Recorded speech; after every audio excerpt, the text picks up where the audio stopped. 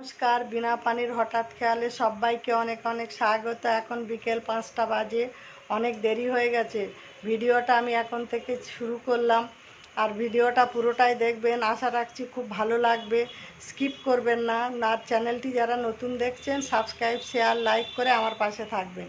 এখন একটু বেরোচ্ছি, আর আমি কোথায় যাচ্ছি ওখানে গিয়ে দেখা হচ্ছে। বারিপুর রাজমাঠে চৌধুরীদের রথ। এই যে আমার পুজো দেওয়া হয়ে গেল, পুজোর প্রসাদ আনছে।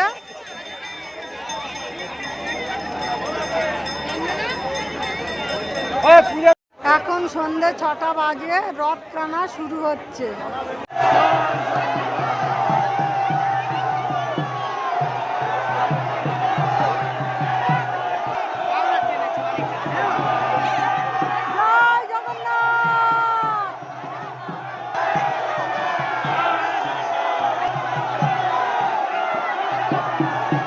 দারুণ দারুণ কানের দুলের দোকান এসেছে। গরম গরম জিলিপি ভাজা হচ্ছে।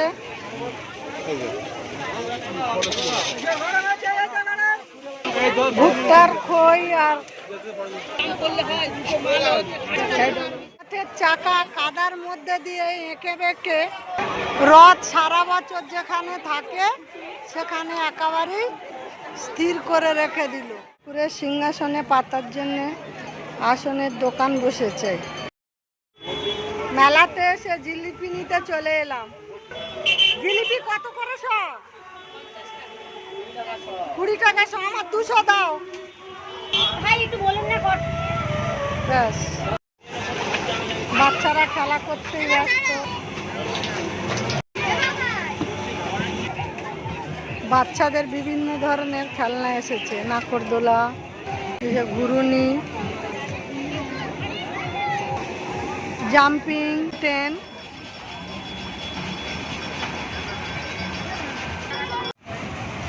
ব্রেক ডান্স,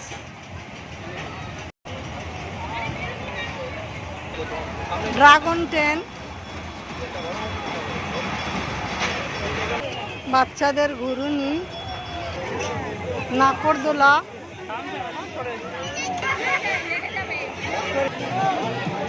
আর একটা খেলনা, খেলনার উপরে ঘুরুনি বাচ্চারা চড়ার জন্যে। মিকি মাউস,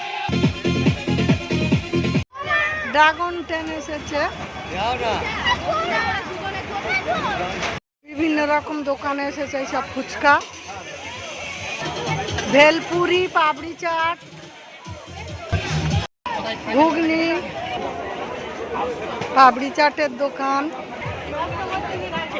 মেলাতে বিভিন্ন রকমের দোকান এসেছে। কাপলেটের দোকান, হরেক মালের দোকান, পাপড়ি চাটের দোকান, খই বাদামের দোকান। ভুট্টার খই আর বাদাম গরম গরম ভেজে দিচ্ছে। পাপড়ি চাট, জিলিপি, গজা। এমা তুই কি নিবি?